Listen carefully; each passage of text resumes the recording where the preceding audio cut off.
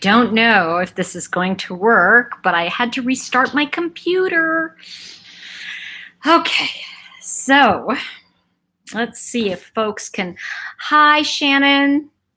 Okay, let's see if we can get y'all back. Yeah, I don't know. My computer, I had to close maybe 100 windows. All right. So thank you. Yay, thank you, Letty. Jessica, Solace, thank you. And shout out to my moderators tonight, too. They're just awesome people. Thank you so much. Yeah, I just wanted to say this is part 2 of the first live, just because the other one went, ooh. Okay. All right. Let's see. I'm going to say hi to people. I'm at the park, not the best signal. It's okay, Jess. Yeah. Okay.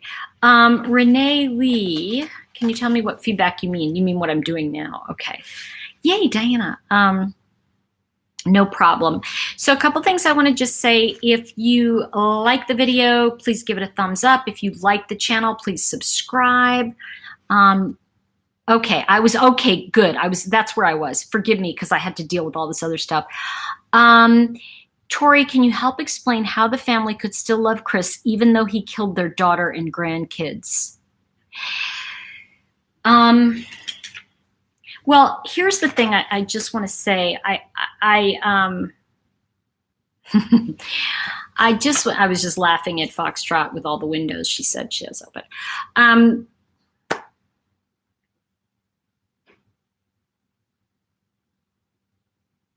I believe that God is or God isn't, and that's my own thing. You either believe in God or you don't, and I don't think there's really a kind of middle ground. And I think what you're watching with Sandy and her husband and their son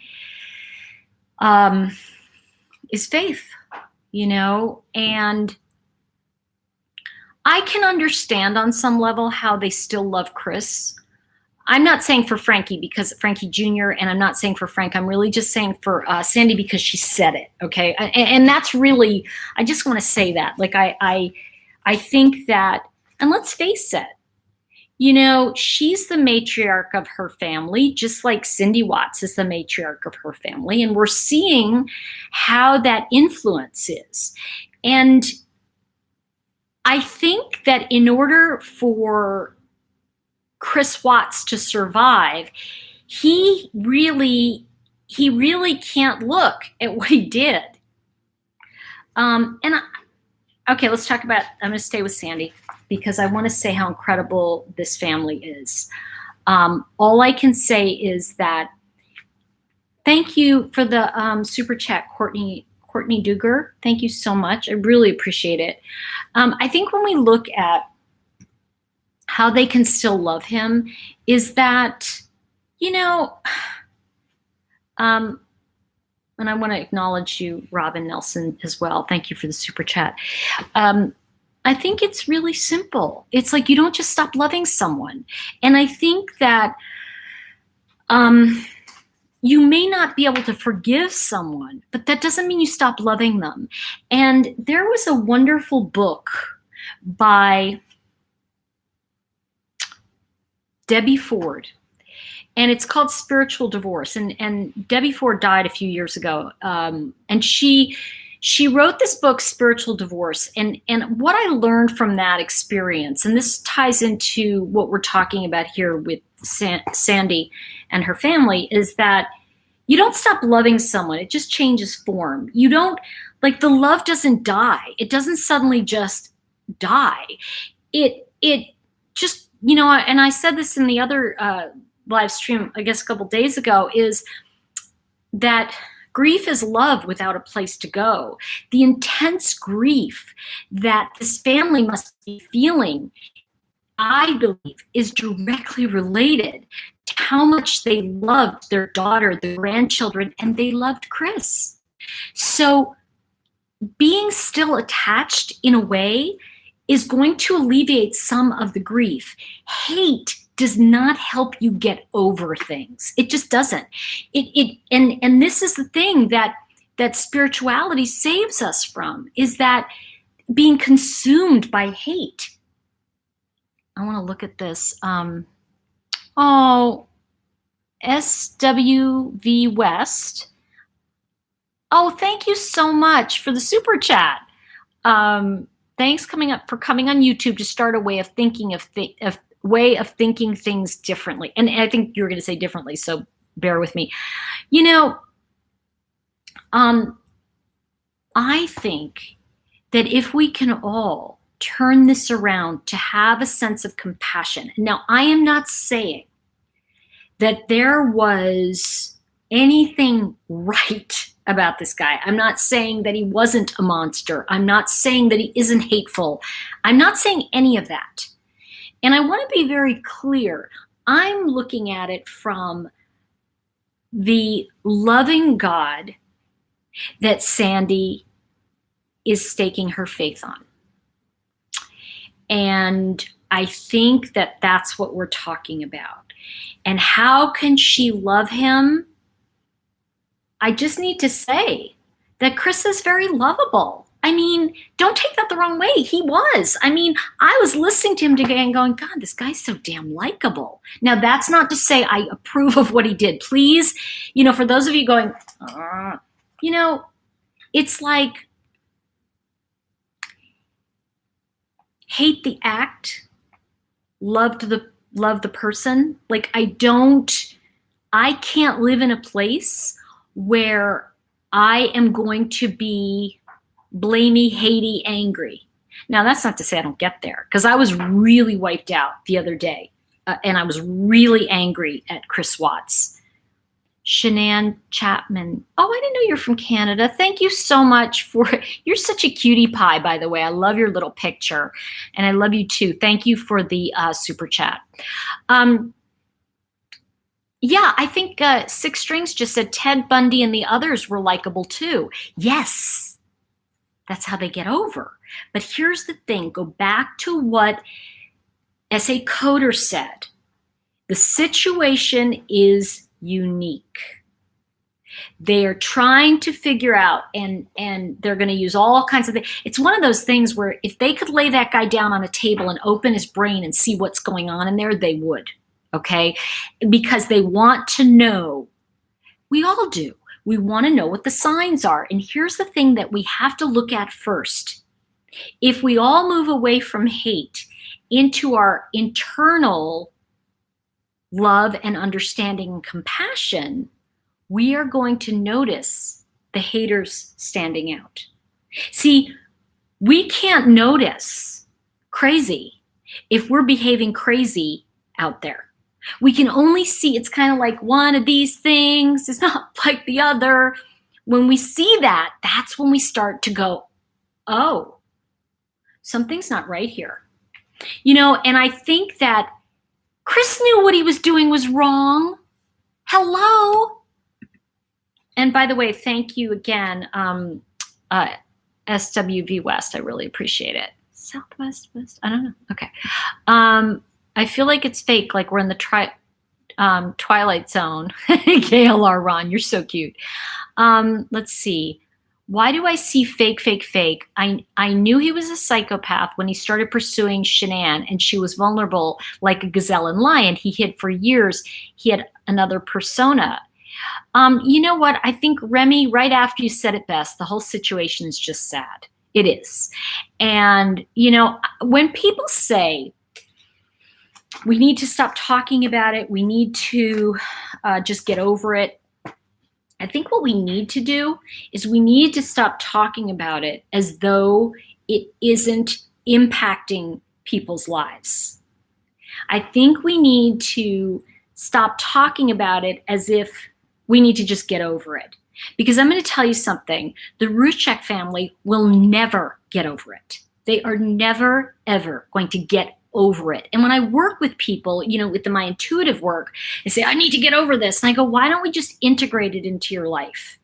Because we can't actually ever get over a tragedy. We can't overcome it. But what we can do is walk into it with faith and friends. And we can never, ever go through it for someone. but we can be there while they're going through it.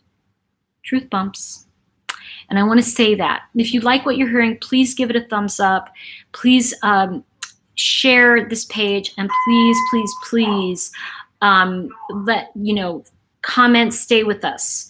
I think learning to live with it. I want to say one thing about that, Carolyn, that I think is the next step to that.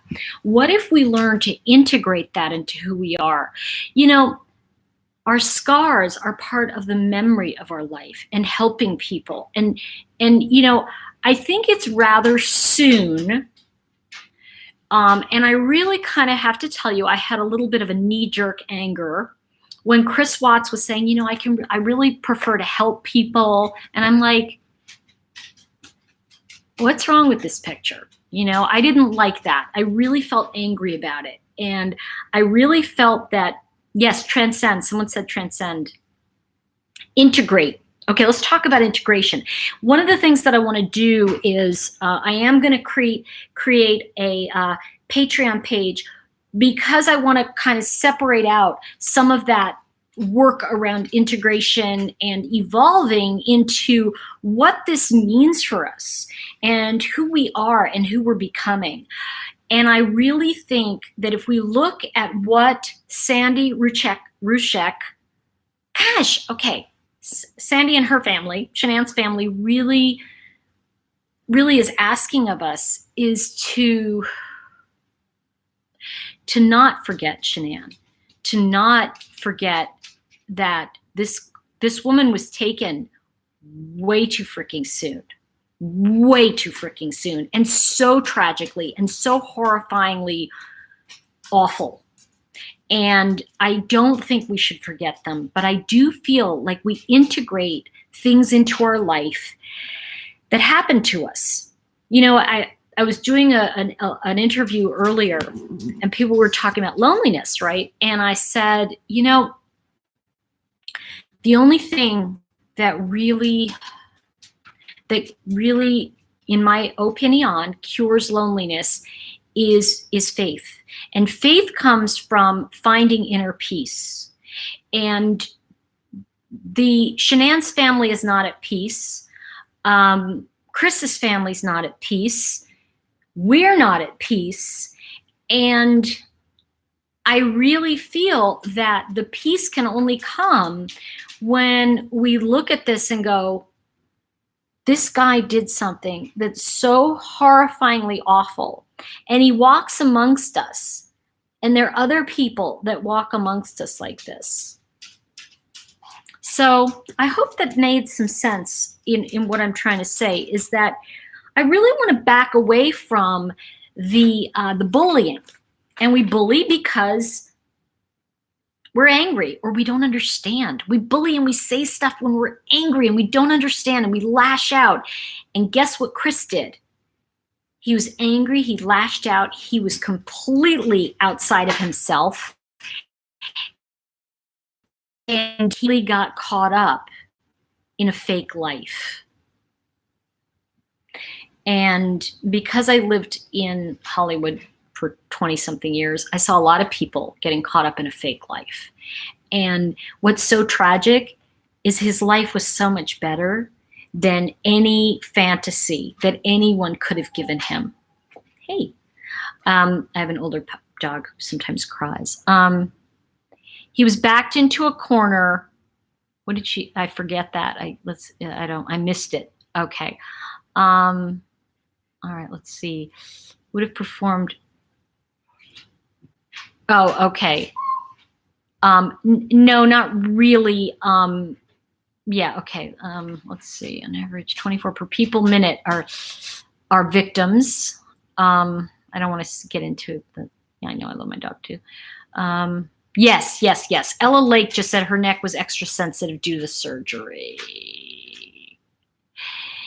Thank you, Cruise Boston. And here's the thing, guys.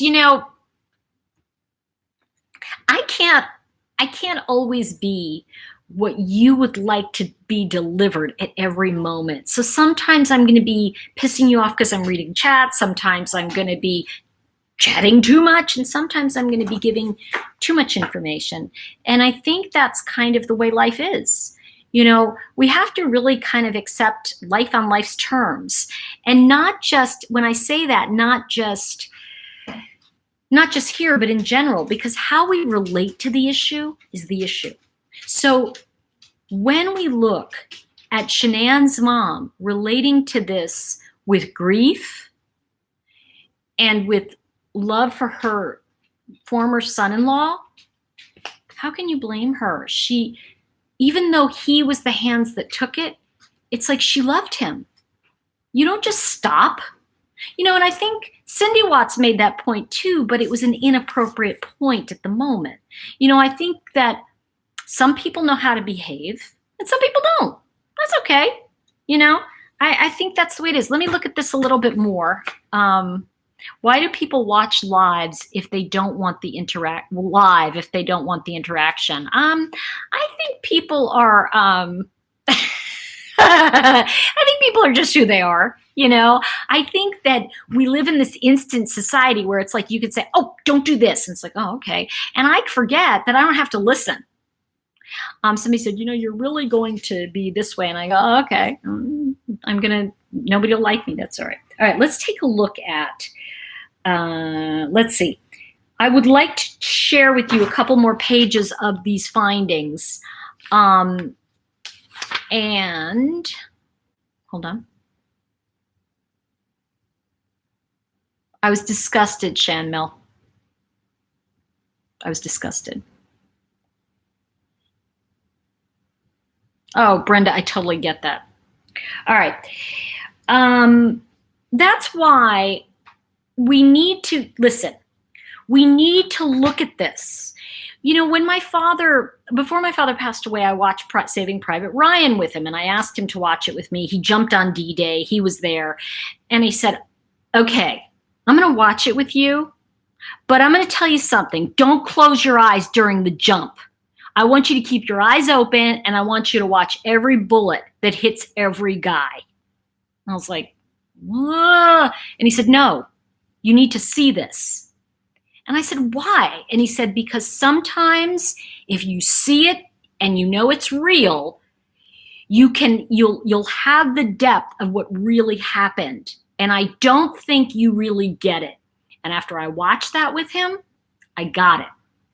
And he said something very profound when we were watching that movie. He said, because there was a moment when, I don't know if you saw the movie, but there's a moment where an American GI doesn't know what to do, and he gets stabbed to death by a Nazi, and he was a coward. He didn't help the other guy. And my father said to me, I was like, oh my God, he's a coward. How could he do that? My father said, don't ever judge someone else's action, because you don't know what it's like to be in that situation. And I was like, no, I don't. But my father said, no, there's no but. There were guys who were scared. There were guys who were terrified. There were guys who should never have been there. And he said, most of us shouldn't have been there. But he said, then there were guys like me who learned how to hate. And I survived. So, you know, it was really profound to me that I don't know why that guy was a coward. I don't know why Chris Watts was a coward, but he was. Okay. I can't even put my glasses on right. Okay. It's too dangerous to call him a monster and dust our hands of it, because it will happen again. We must learn from it. Alice Parker, ding, ding. Look at these crazy glasses. Ding, ding, ding. Most bestest moment. Yes, yes, yes, yes. I love that. And then see me at the beach. Thank you for all your videos, but especially these on the murders of Shanann, Bella, Cece, and Nico. Thank you, thank you. I appreciate the super chats. They're very helpful, by the way, because it also calls you to the front, and I can see what you have to say much more easily. So thank you, and blessings. All right. What I'd like to do here is look at, okay. With regards to Watts' relationship with NK, Coder asked Watts if he felt comfortable telling about the affairs. Okay. Okay. Around June 1st, 2018, he met Kessinger at work, Anna Darko. Now, we know that he met her before, but I think that they meant that was his true interaction with her. I just can't stand looking at this. Hold on. These are, oh, much better. He actually had a gas meter that didn't work and took it to Kessinger to have it fixed. He and Kessinger ran into each other a few times in the office and would chat about work. Around the fourth time meeting Kessinger, he mentioned we moved from North Carolina. Kessinger asked him what he meant by we, and he took out his cell phone and showed her a picture of his daughters. Kessinger also saw a picture of Shanann on his lock screen. Kessinger knew he was married and had children. So she knew right away, okay? She knew what was going on. And then, this is another thing he said. Kessinger was trying to save face by saying she didn't know he was married. Now, I'm going to tell you something. I don't see why he would have had a reason to lie about that, okay? Let's just say there was absolutely no reason. Yeah, I know. She noticed him September 2017, but he noticed her, meaning he took her into his sphere. See, we can see people, right? We can see them all the time. And then there's a moment when they make their presence known in our life and we see them for whatever reason. He had an interaction with her that she picked up on. Okay, so Kessinger was trying to save face. I think he was right about that. I know we're not supposed to believe anything he says, but I think there's half-truths in everything. He has not talked to Kessinger since his arrest. He hopes Kessinger hasn't written to him in a different alias that he does not recognize. He didn't wear a wedding ring at work because it was getting sized since it was too big after he lost weight and it kept falling off. Kessinger texted him one day when he was working in the field, and their text messages to each other continued. One day, he and Kessinger's text messages kind of went to a different level, is what he said. Kessinger talked about them meeting up after he returned from a trip with Shanann to San Diego. He went to San Diego from June 22nd to June 26th. After he returned home from San Diego, he and Kessinger met at a park in Thornton. And that's in Colorado. He and Kessinger continued to see each other almost the entire month of July 2018. He initially thought his relationship with Kessinger was just flirting at work. He wished he would have worked more out in the field, so he never got close to Kessinger. When he became a field coordinator, he was forced to spend more time in the office, and he would constantly run into her. He wished he could talk to Kessinger one last time to apologize to her about what happened and what she went through. You know what? No. Sorry, that kind of got me. Like, I know she went through a lot, but like, I know they're talking about her, but okay. He didn't know if Kessinger had received counseling or if she had to leave the state due to publicity of the case. Kessinger refused to speak to his attorney, Watt's attorney. He hoped Kessinger found normalcy because Anadarko was her dream job. With regard to if he loved Kessinger, he said, quote, "I felt like it was true." He felt like Kessinger pursued him, which was unusual for him. And if you notice here energetically, the unusual, the unique and unusual being used at the beginning when S.A. Coder says your case is unique and her pursuing him was unusual. They said Carol just said the whole interview was for NK. It actually was also about the other, quote, affairs he had. But I do think that was clouded over the information because this is all Kessinger, and I'm just going to go through the Kessinger stuff with you because I think, I'd like to get through this. So let me keep going. Let's see. Where are we?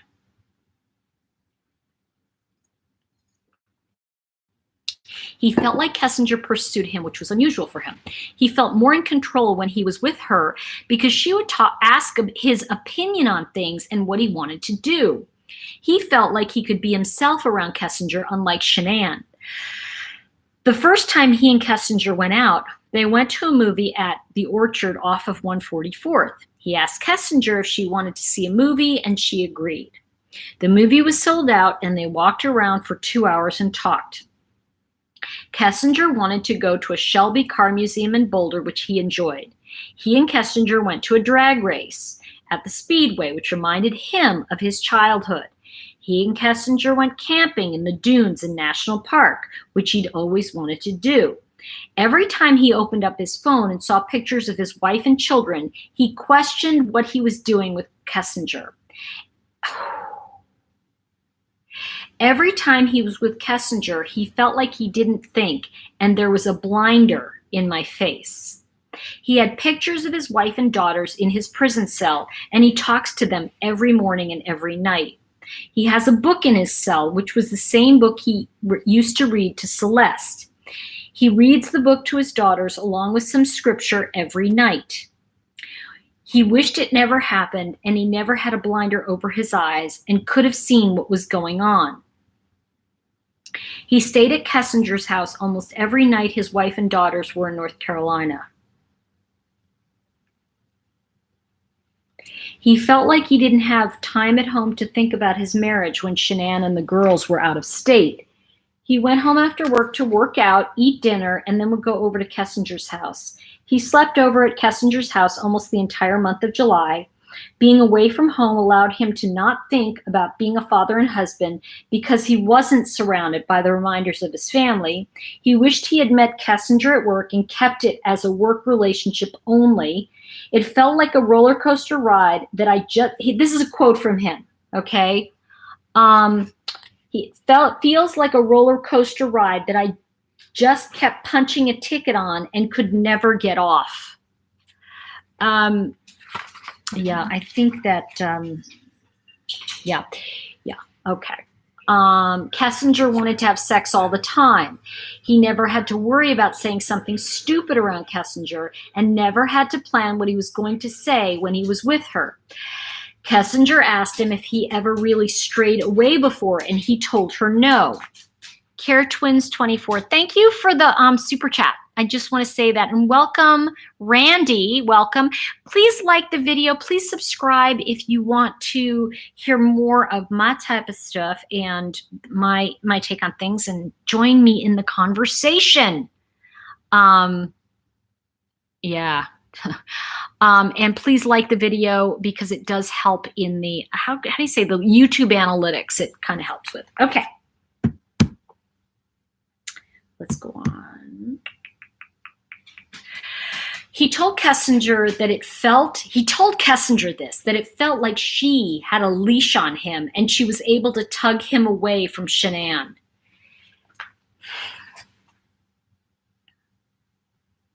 I just have to say, what a horrifyingly awful thing that that anyone would hear this and know it and keep going. This guy was weak. Sorry, weak. That doesn't mean that, you know, and also please understand, just out of respect for Shanann and her family, I want to just remind everybody that, you know, this is really about understanding what happened. You know, it's kind of, I think we just want to be very respectful to the faith of the Rucheks and the fact that they did love this man for 8 years. He was like a son to them. They took him into their hearts. And at one point during the interview, Chris said that he could, there was a phone conversation with Sandy, and he could hear in the background the sounds from her yard. And he could hear the sounds from her yard, and he knew what that deck was like. He knew what it was like being there. Right. Hey. Yeah. Okay. Let's go on.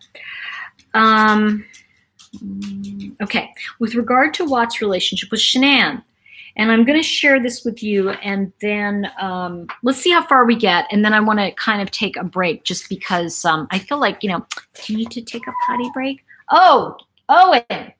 I know he's like going, I need to take a break. Okay, so Kessinger, okay.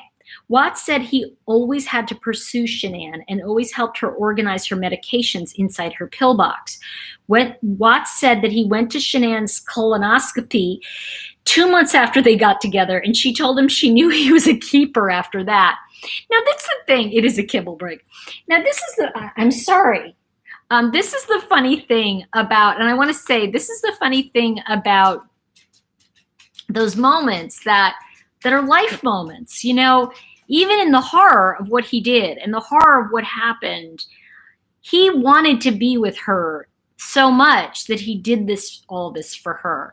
And the thing about the being pursued rather than being the pursuer is that Chris became the female in the relationship with Kessinger. He suddenly felt in that moment what it's like to be trapped by I want to say, you know, when you're trapped by someone who is, how can I put it, really kind of overbearing. You know, when a woman is in a relationship with a guy that like is like calling them all the time and can't get it, and the woman goes, okay, enough. And yet at the same time, they want the attention because they feel hungry for it. So that's what we're looking at here between Chris and Kessinger. And I want to say that the balance between Chris and Shanann probably was extreme the other way, in the sense that he was always trying to treat her well because he really adored her. And I know that y'all are going to say, oh, how could he love by doing that? I don't know.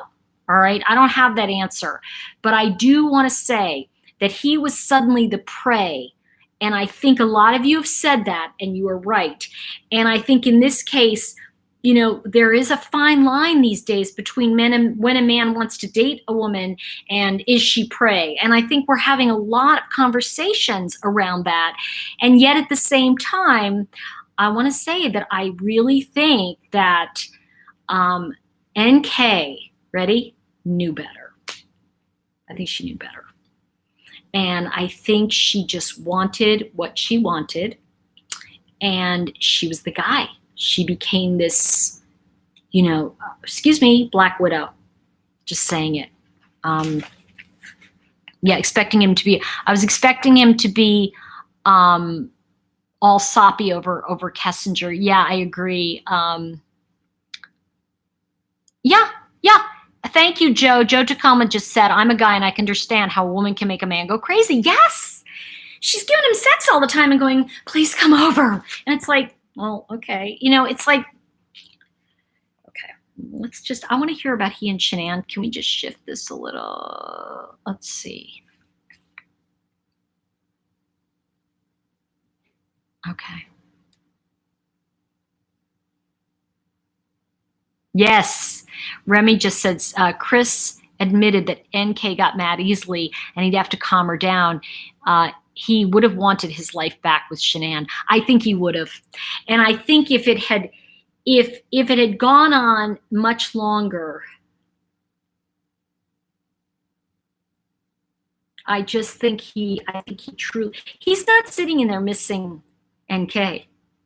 He's sitting in there missing his family. At his own hands, I know. And I think a lot of us kind of feel that I know I do, all right? Tell me if you feel this way. I'm at least, I know some people are gonna say he doesn't have feelings, but at least I feel like he's sitting there missing his family. He's sitting there, yes, feeling sorry for, I don't think he's even feeling sorry for himself. I think he's just in this la-la of missing his family. And the good news is that he does recognize he did something horrible. And he vindicated Shanann. Can we just say that? He did say she was not the killer. You know, he could be missing all of them. I agree. Let's see. I don't think she was diagnosed bipolar. Hissy fits don't mean you're bipolar. Yeah, I don't know about that. She's talking about Shanann. Not Shanann. Sorry, Kessinger. Okay. Wait for it. Wait, I saw somebody I really like. Yeah, Kim, I was just looking for Kim Arons. She says this, and I think it's right. She says some good stuff, Miss Kim. She said, wait, you skipped. Here we go. I think he is as confused as the rest of the world. I think that he is remorseful, but I also feel that he doesn't quite understand what happened. And I'm going to say something that might be risky to say here, because you know what? It's going to bring out all the people that are a little bit crazy. But I think this is exactly when people say you were possessed. Something came over him and he was lashing out like crazy. Was it 30 years of being controlled? I don't know. You know, I don't know. Thank you, Letty. Appreciate that. And let's see. Okay, let's talk about Shanann. Shanann. Chris said his mother was always hesitant about Shanann. He was the baby of the family and never had a girlfriend in high school. He moved out of the house right after high school graduation, 18 years old, never came back. His sister always moved back and forth with the parents. He met Shanann when he was 25. The longest relationship he had before Shanann was approximately 6 months. He is more reserved and goes with the flow. Shanann made most of the decisions in the house. With regard to what happened to Shanann, Bella, and Celeste, Shanann arrived home. Here we go. Okay, this is the part he talked about. Yeah, I think that people are just saying, blame it on the devil, he's possessed. I really think that there is such a thing as going into an altered state, and I don't know. I would really like them to, I'd really like them to go into more detail with Chris and talk to him more. I hope they do, because I think we need to find out more about his brain, because that's how they profile people, you know. Let's see. He's trying to get some redemption, throwing NK under the bus, and he's a psychopath. Okay. Yeah, I get that he's probably cray-cray, but I also feel like I want to, out of respect for Shanann's family, I also want to kind of understand that this man was their family for 8 years, and so they are probably still in shock, and they're not going to just stop loving him. They hate him for what he did. They, you know, how could you not? Okay. So let's see. This is the night Shanann arrived home. Kim Smith. Yeah. NK pretended to enjoy the things CW liked. You know what I think, though, Kim? Kim Smith, thank you for the super chat. I think she actually did like the things he liked. And here's the scary part. I think she thinks she met her soulmate and she was determined to get him.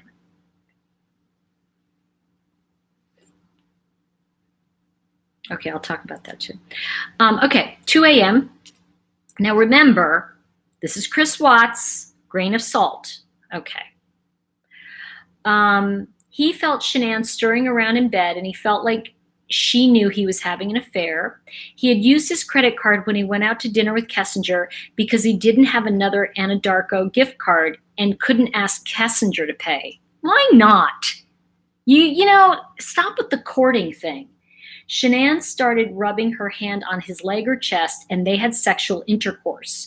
Watts said he and Shanann had sexual intercourse at approximately 2:30 a.m. He and Shanann had sex in the missionary position. He felt like sex with Shanann was more of a test. I don't get the test thing. He felt strange when he had sex with her and questioned who he was and who he had become. Having sex with Shanann may have been, quote, a trigger point, or like you hit the push button on a bomb and it just blows up, end quote. He and Shanann fell asleep after they had sex. And I'm really questioning that trigger point or hit the push button on a bomb and it blows up. And I think what's coming forward to me in that is that his profound guilt, unbelievable guilt, blew him into an altered state. You know, I think that,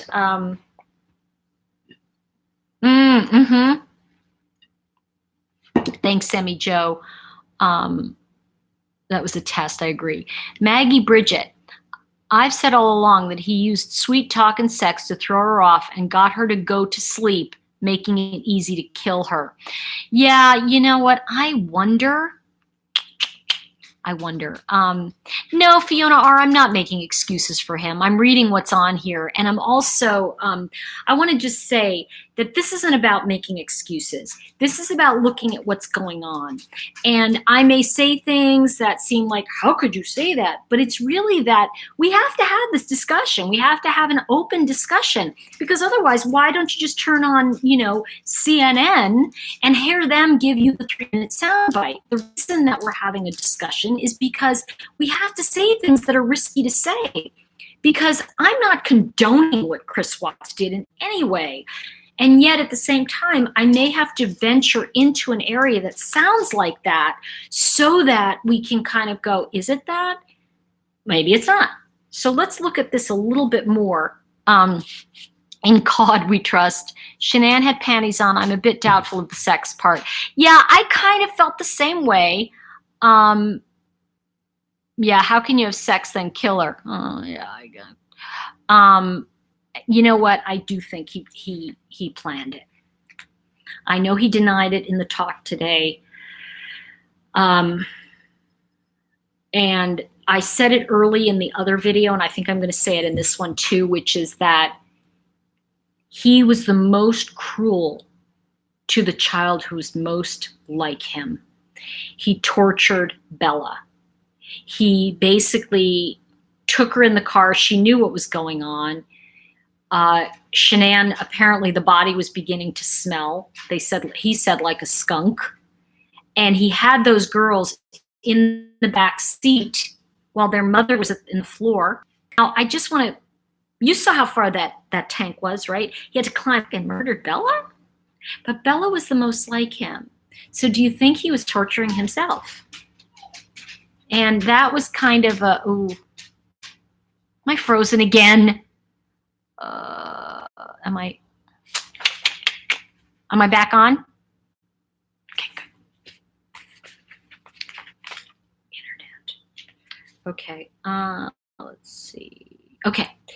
When he woke up that morning, he got ready for work and then returned to the bed and woke Shanann up to talk. Shanann was sleeping face down and rolled over onto her back to talk to him. He felt like he had to say something to Shanann. He straddled Shanann on the bed around her waist.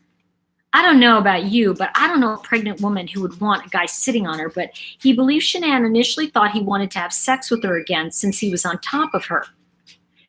Shanann told him he was hurting the baby. He and Shanann talked for approximately 15 to 20 minutes with him straddling on top of her. He was concerned Shanann knew about his affair and she and the kids wouldn't be there when he got home from work that evening.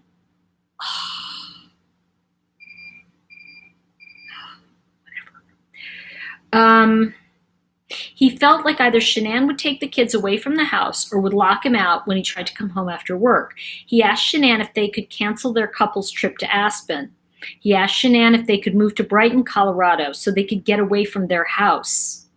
He felt like going out on Saturday evening with Kessinger and using their credit card was going to be the last straw. Shanann told him she knew there was someone else and cried. He denied having an affair. I just felt guilty, more guilty than ever before. He told Shanann he didn't think their marriage was going to work. He did not feel like he and Shanann were, we've heard this, compatible with each other. Anything that's new, he was referring to his relationship with Kessinger, always feels better than the old. He always felt nervous around Shanann and never felt like he could be himself. Shanann asked him, what about last night? Shanann hadn't taken her bra off and didn't wash her face before she got into bed, so she had mascara running down her face. He and Shanann's conversation lasted less than 30 minutes. Shanann told him to get off her, and she knew he had someone else. He couldn't bring himself to tell her about Kessinger.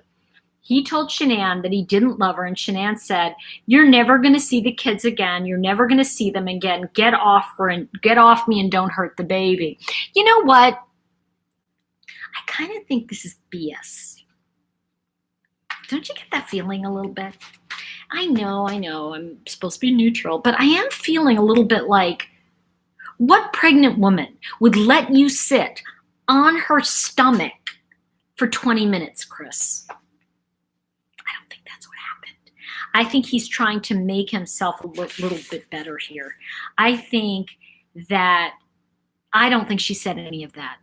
I think he really just killed her. And I think he is really trying to, in a sense, when you talk about the kids being murdered the way they were, I think he's trying to get away from the idea of it being premeditated. Because you see, he's claiming he didn't kill the kids in the house.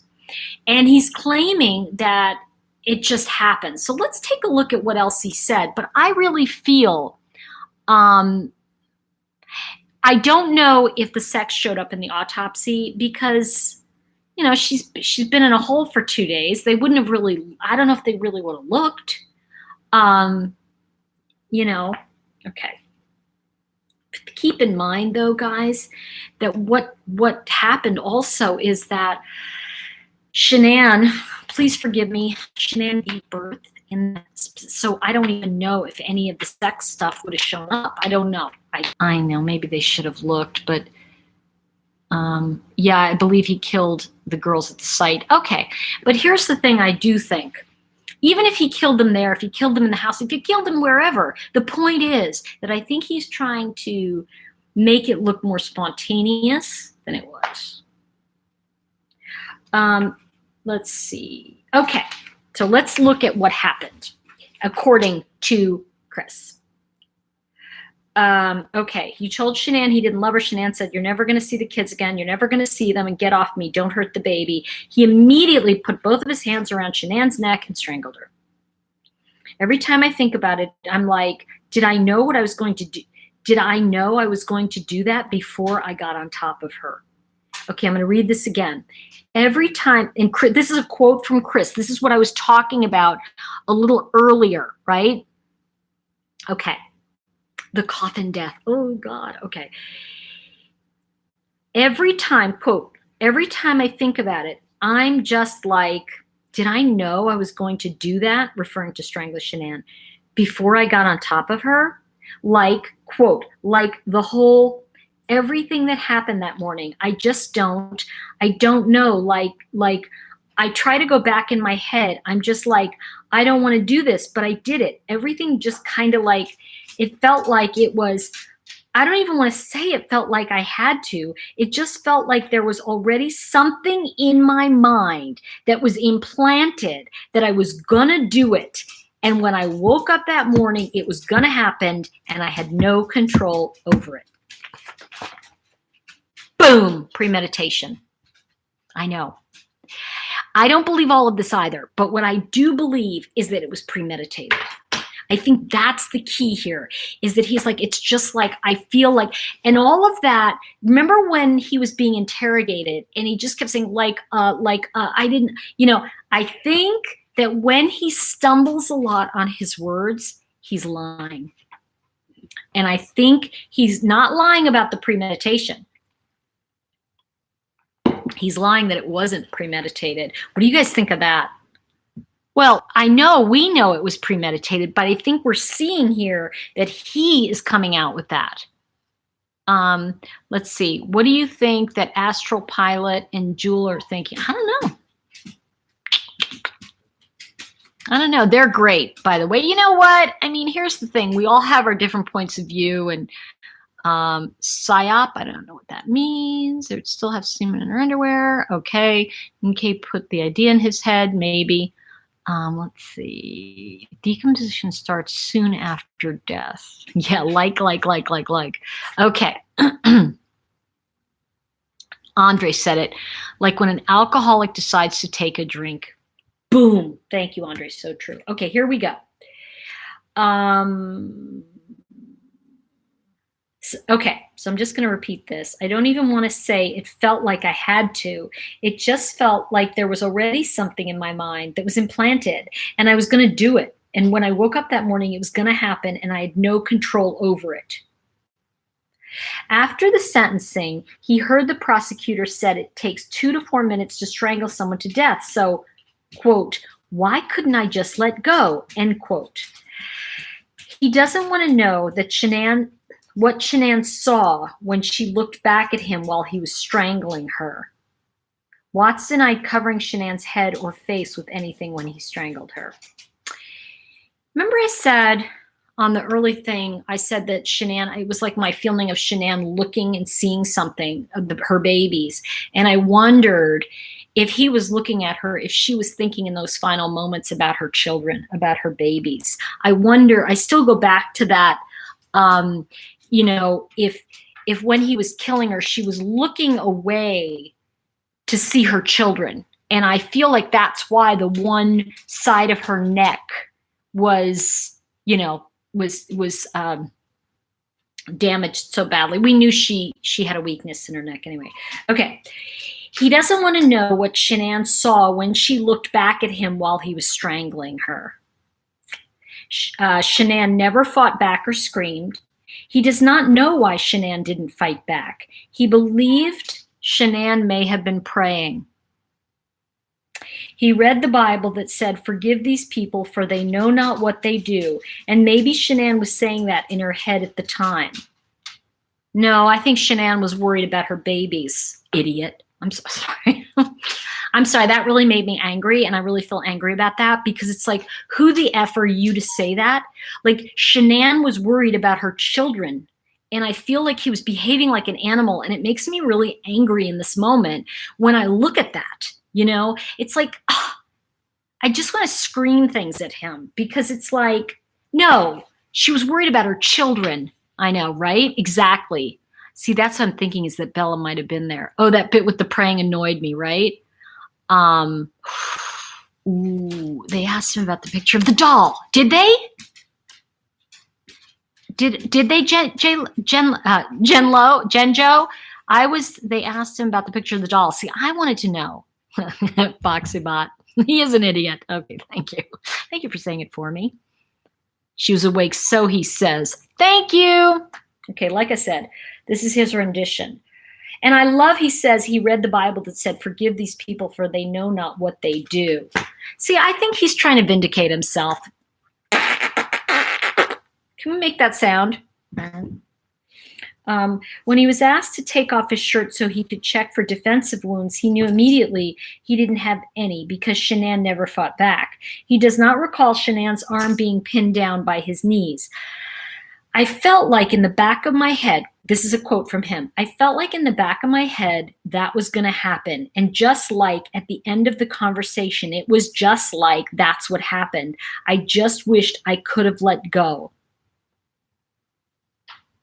Time seemed to stand still, and he saw his life disappearing before his eyes, but he couldn't let go. Oh, no.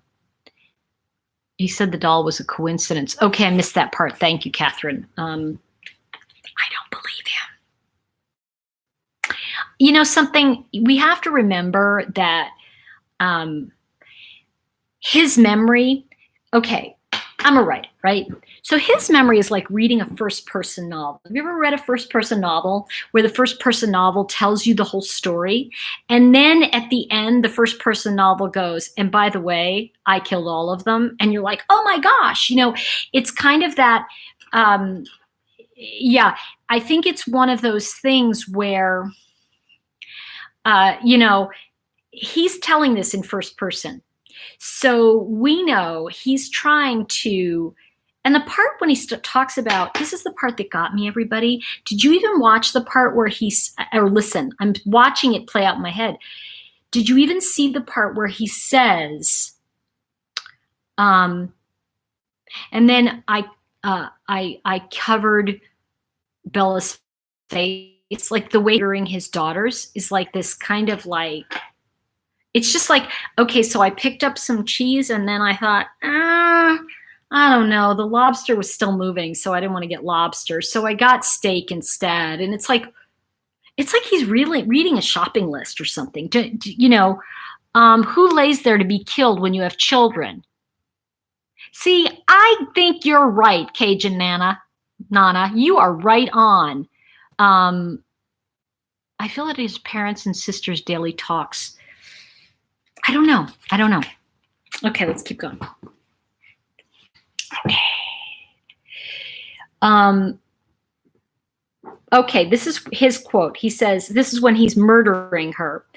It was like picturing someone around you, holding your hands, holding you and keeping you from letting go. He felt like he was in a rage and snapped, quote unquote. His attorney mentioned the crime of strangulation was passionate, and he does understand how that it could be passionate. That morning, quote, it was a new type of fight. End quote. There was emotion at first, but it was more anger than anything else because there was no love there. I think it was more anger from me and more like desperation from her. Shanann knew something wasn't right and wanted to fix it. After Shanann was, quote, quote, gone, he didn't know what was happening and felt like it was, quote, traumatic event. You think? I mean, you know, like, oh, you know, let's go have a coffee. I just killed my you know. Oh gosh. It was like a nightclub in that interview room. Yeah. Farnsworth. Okay. Yeah, I think half-truths are what we have to look at. Okay, Frankie Jr. told me and some others Shanann was asleep and that he was a coward. And he said Shanann would have fought for her kids, so he had to kill her while she slept. See, I think so. I think so. Am I? Okay, more awareness. Okay, I really think this is what he said is more anger from me and desperation from her. Shanann knew something wasn't right and wanted to fix it. Okay, after she was gone, he was shaking and didn't know what had happened. He didn't know what to do and didn't know what he'd done. I think he knew. I think it's a figure of speech, okay? You know, I know. Let's see. He wasn't in the right state of mind and wasn't in control of his thoughts or actions. People ask him why he didn't call 911, but no one knows what they would do in the same situation. Yeah, I don't know. You know, hi, I just murdered my wife. Can you come over? You know, I'm sorry, that might have saved your children. Okay. After Shanann was dead, Bella walked into their bedroom holding her blanket and asked what was wrong with Mommy. He believed Bella may have been woken up by the noise. So if she didn't struggle, what was the noise about? If she didn't say anything, what happened? See, I think that we have to remember that he's painting something that may not have really happened here. Let's see. He told Bella, Mommy don't feel good. Bella thought Shanann was sleeping. He wrapped Shanann face down in the bedsheet, which was recovered at the oil site. Shanann was still wearing her shirt, bra, and underwear she had on when she got into bed. He tried to carry Shanann down the stairs and lost his grip and ended up having to pull her down the stairs. Oh, Kojak Bailey, good to see you. Thanks for the super chat. I really appreciate it. The comments must be so far behind for Tori, major lag. Oh, maybe. Okay, I'm giving it a minute to catch up. Yeah, Tony Marshall said, why lie? You know, I think that, remember what I just said about a first-person novel. When you read a novel from the first person, you're reading through the eyes of a flawed person. When I was talking about what Chris must, you know, what NK was feeling or what she was going through, all of that was coming through the flawed idea of standing behind NK in another video. So you have to remember that a lot of things that I'm picking up, even as an intuitive, are things looking through that person's point of view. It may not be correct. So when we're writing in first person, we have to read those first person novels and we know, oh, here it comes, right? So, what is it? Kaiser Soche, Kaiser. It's something of one of the first movies of one of those, I think it was, oh my gosh, and I'm even mentioning the actor, Kaiser Soze, and it was the thing of like, it's all told through first person, and we find out at the end he did it. Well, the thing is that there's a lot of things that have to be sifted through here, and I think that many of us are looking at the holes. This guy has holes like Swiss cheese, okay? So we know that he's not going to be telling us 100%. Remember, it's his usual suspects. Thank you. Why didn't to listen to Battery right after the murders? I know. His state of rage when he was strangled SW, he didn't see Bella was most likely there for the end part, and then that's why she's asking what's wrong. Yeah, okay. He believed Bella may have been woken up by the noise. Yeah, people don't die silently, Chris. He told Bella, Mommy don't feel good. Bella thought Shanann was sleeping. Okay, down the stairs. Okay. He lost his grip as he's carrying Shanann down the stairs, ended up having to pull her down the stairs. Bella watched him drag Shanann down the stairs and began to cry and said, what's wrong with Mommy? He told Bella again that her mommy didn't feel good. And he said Bella's a smart girl and knew what was going on. Bella never touched Shanann or tried to wake her up. Bella followed him down the stairs. I don't know if Bella didn't touch her mother because he was driving for 45 minutes when they were in the car. So we don't know that. So remember what I'm saying about first person here. This is completely from his point of view. He's not seeing the terror that's going on in the back seat, okay? Horrifying. Okay, so he backed up the pickup into the driveway, put Shanann into the back seat of his truck. Give me a minute, Owen. When he returned inside, Celeste was in her room and was starting to get out of bed. He believed the noise of Shanann's feet hitting the stairs as he dragged her down the stairs must have woken Celeste. Okay, are you guys still breathing? Oh my God. I mean, yeah, I know, unbelievable. Oh, so yeah, sorry. Yeah. Why did he do that to Bella?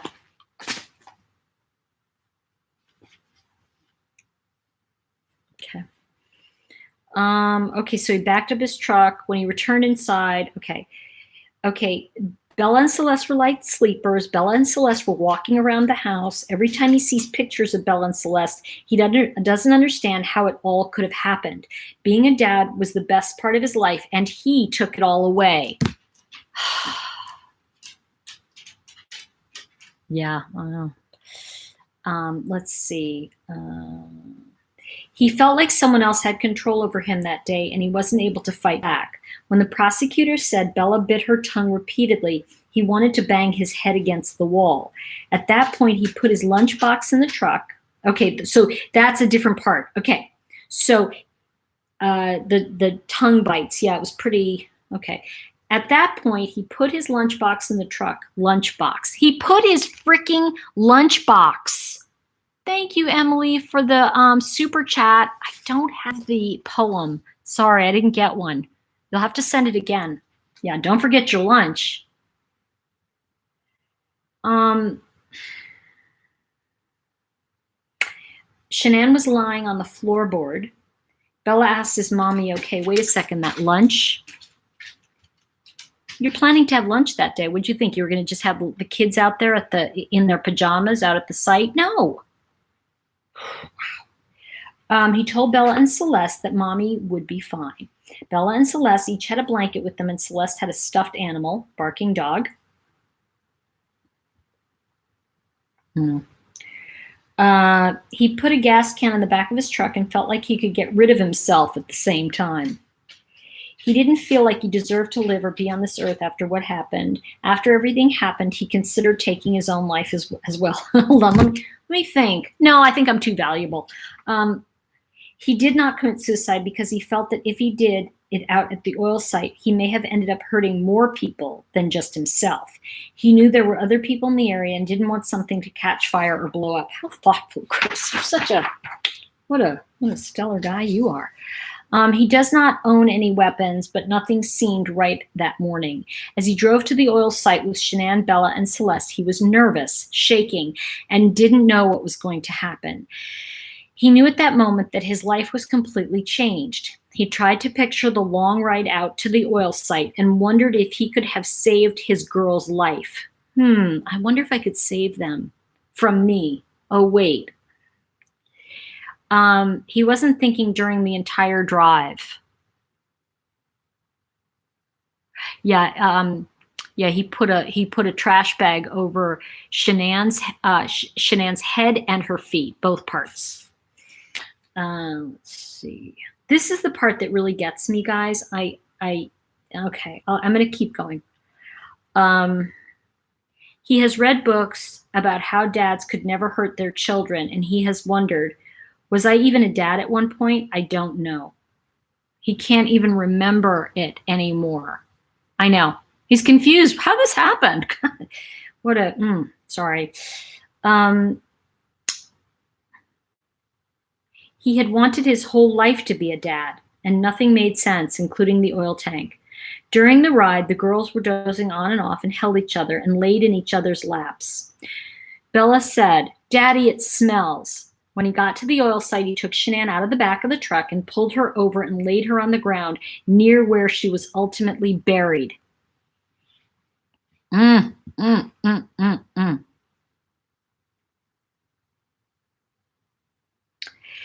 Bella and Celeste were still sitting in the back of the truck as he removed Shanann. Bella and Celeste asked him, "What are you doing to Mommy?"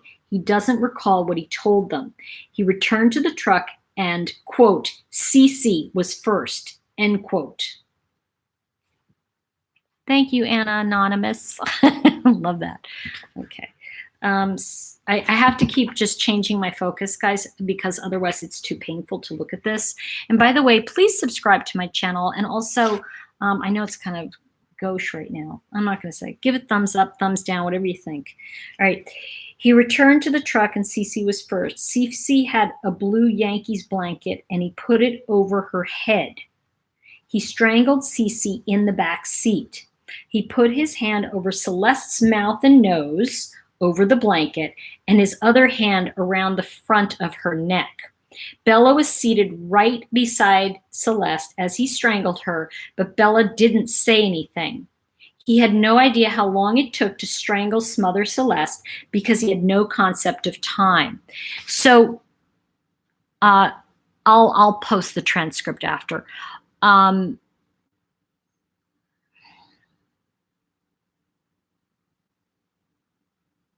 That little girl sat right there. He absolutely tortured this little girl. He had no idea how long it took to strangle her because it had no okay. With regard to what he was thinking at the time, I wasn't. If I was thinking, this wouldn't have happened, or any partial hint of what I feel for those girls and what I feel for my wife, then none of this would have happened. So I wasn't thinking. After Celeste died, he took Celeste out of the truck, walked her up to the oil tank, opened the hatch, and dropped her inside, feet first. He believed it was tight when he put Celeste through the hatch on the oil tank. He did not have to hit Celeste into the tank, but he may have had to manipulate her to get her inside. He closed the hatch on the oil tank and returned to his truck. When he got in the truck, Bella asked him,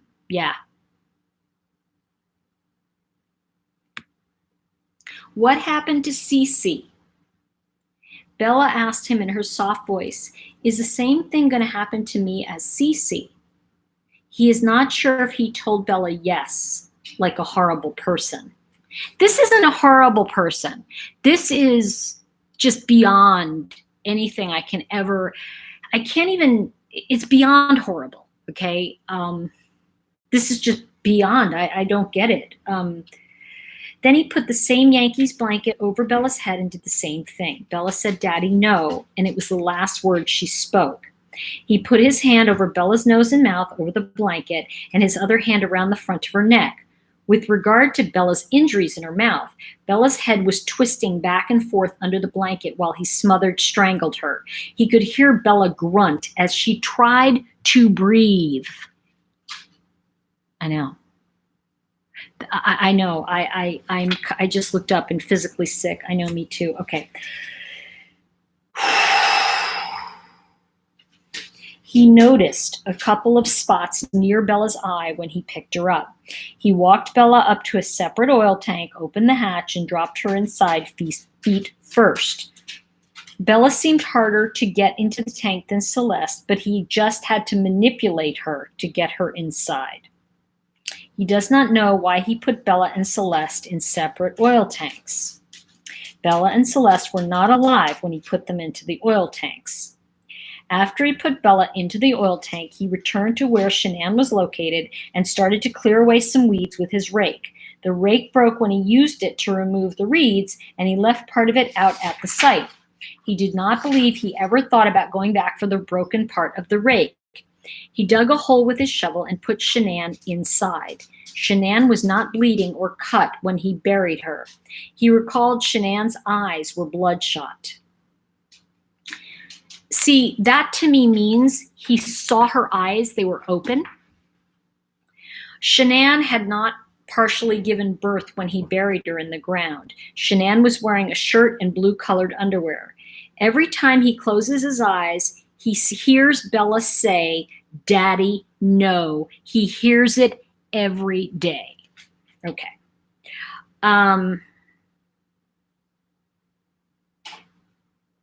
Okay. I'm going to pause here. Okay. I'm going to pause here because I think that there's more, not in the murders. It goes on to and I will read the remainder of it, but not now, because I feel like it's he talks more about his family, which I think is very telling. He talks more about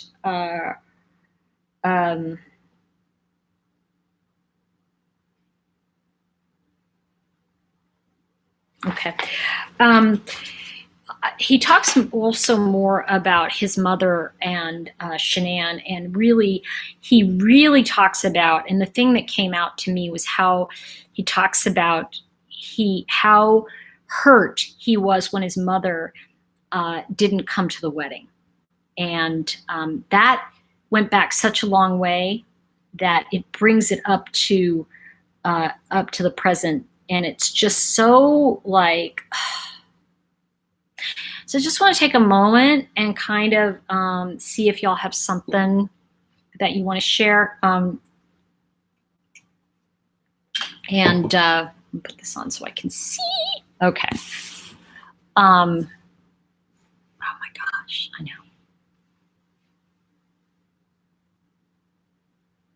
Yeah.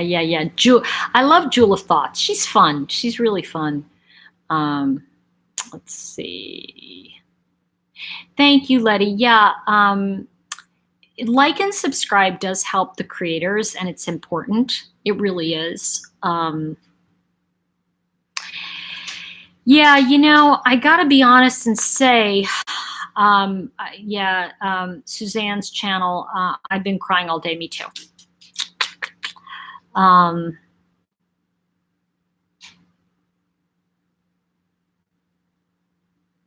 Yeah, the thing is, Ted Bundy had so much rage and hatred toward women. And hey, Christy, thank you for subscribing. And I think that the thing that's really uncanny about Bundy is that he never felt any regret. He never did any of that. And what gets me about Chris Watts is that now he's reciting the Bible and trying to help other people through biblical studies. And I feel like, sorry, pot, stop calling the kettle and saying, guess what? You're a kettle. I kind of feel like he's just not, it's not that I don't think he's feeling something. It's just that I can't fathom where he's coming from. I love you, Ollie. Ollie just said, thanks, Tori. Go have a cup of tea and regroup. Yeah, that's what I'm going to do in a few minutes. Do you know what's funny? I do think, Jessica, thank you, sweet pea. I think, Jessica said way too late, but I think he's happier now. I think that he is happier. And I think he's happy being punished. I think that that Chris Watts is finally getting the thank you. Oh, Crash 1691. Thank you for the super chat. Love your insight and energy. Thank you very much. I think that he's getting the punishment he feels he deserves, but I think that there is a monstrous confusion. And I want to say this because this is actually an interesting story, and I think it relates to what we're talking about. Years ago, when I was doing readings, and I really do much more intuitive coaching now than I do readings, because I think that you know your future, you know your own answers. But years ago, when I was doing readings, this woman came in, and she was kind of a little broken, kind of upset. And I said to her, all of a sudden it came forward to me, like I was kind of like, are you okay? She said, well, I was sent to you because I had a vision of my late husband. And I said, okay. And, you know, I didn't have anything. And she said, and he told me to take our last $10,000 that I had and go to Vegas and gamble. And I did. And I lost it all. And I don't understand what happened. And I just kind of went, was he a gambler in life? She said, yeah. And I said, why would you trust him in death? She said, what? I said, he's a gambler. Of course he's going to tell you to go gamble. And she was like, oh. I said, we can't, Swiss cheese brain. Just because he's crossed over doesn't mean he's got like some kind of like enlightenment. She went, oh my gosh. And so the thing is that Chris is already gone. He's already like in Lala. He left the moment he killed Shanann. And the cruelty that he inflicted upon his daughters, particularly Bella, who he kept saying was most like him. And that's something I want y'all to get, that he kept saying, well, she was like me, and Cece was like, notice how he killed Shanann, he killed Cece, but yet all of a sudden, Bella was the one who fought. Bella was the one who said, And Bella was the one who he punished the most. It was like killing himself. So I think on some level, you know how they say family annihilators kill themselves or whatever? I think by him murdering and torturing her, he let himself off the hook by saying, look what I did. Do you see what I'm saying? Like, I think he said, oh, I hurt myself enough, I know. Well, here's what I want to say to you. A couple things, because somebody said, forgive me, because I'm, I think that as we look at the idea of a family annihilator, and what's fascinating, and it says it later in the transcripts, and we're going to talk about money and his relationship to it hi baby, I know. We're going to talk about that He Wants to Play in another thread. But I do, because I think I'm going to try to go live tomorrow night a little later, and I will continue this until it is done. Okay. And Brummy Bird, hi. You're truly incredible. I've changed how I think about things since listening to this channel. I appreciate you so much. And I appreciate you, Brummy Bird. And I am going to be in the UK. I am going to be in New York. And I will be in LA. I'm going to contact the local YouTube channels there, because they have YouTube live channels. And I'm going to see if I can do something where I invite you all in. I'll let you know when I'm going to be there, so that you'll have a chance to come say hi. And my events will be up. Not the events about this, the events about my new tarot deck. But yeah. So what I want to bring to all of you tonight is this, that the good news is that Chris Watts is melting. In other words, I think there's going to be a moment when he gets the totality of what he's done, and I don't think he's gotten it yet. And you can talk to all the experts. You can have them say, oh, he's this, he's that, he's this. That's fine. But what's scary to me as the layman, to all of us, is that that person is walking around, and what could we have done? What can we do to see it? And I think the biggest thing is that we turn our backs too quickly on being unfaithful. And I think that we turn our backs too quickly on people that cheat. And, a lot of these cheaters end up killing their spouse. Here's something interesting. And I think it was forgive me, but I think Dr. Phil said it. And I think it's like, not all murderers are cheaters, but a large percentage of cheaters are murderers. So it becomes a very easy way out. And I just think that Chris was kind of saying he didn't really know about the money thing. Like, how could you not know that? He was like talking about bankruptcy as if it was like the first time on a bicycle or putting a bicycle together, and he didn't understand all those parts. And I just wonder if I perhaps, jumped the shark by saying Nicole Kessinger was dangerously naive. And maybe in a sense, Chris was like just not there. And I think when he started to get there, I do think he snapped, guys. I know that, why not, right? I mean, look at this with these people on, the show Snapped, right? I mean, think about that for a minute. We say all the time somebody snapped, and we look on Snapped and we go, oh, or we look on some of these shows. Now, one thing I do want to say about this is that the experts know better than me. But I think what's really important to see is that he is hearing her voice, Bella's voice, every day for the rest of his life. And when he sat in the room at the original interrogation and they said Shanann was a good mom, and he said, well, I was a good dad. I'm a good dad. It's like, not anymore.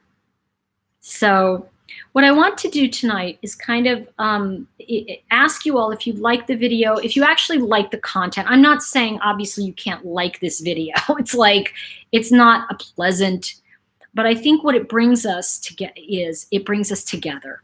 Please like the video if you are looking for more cohesive understanding of being an upset, being confused by this, being mad or being sad, or being even moments of like glad that Bella, Cece, and Shanann are all together and in the hands of God.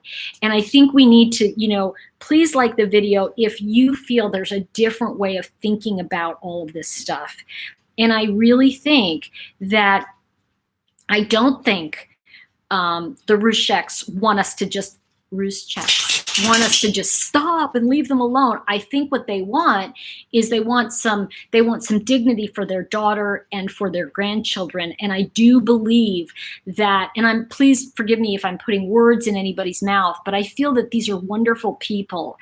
And that's what's really coming across to me. And what I'd like to say to all of you is, can we please start changing our focus into the legacy that Shanann has left us, which is we must honor motherhood. We must look at the signs of battery. We must look at, if we see a friend having an affair, saying to that person, hey, This just is not cool, all right?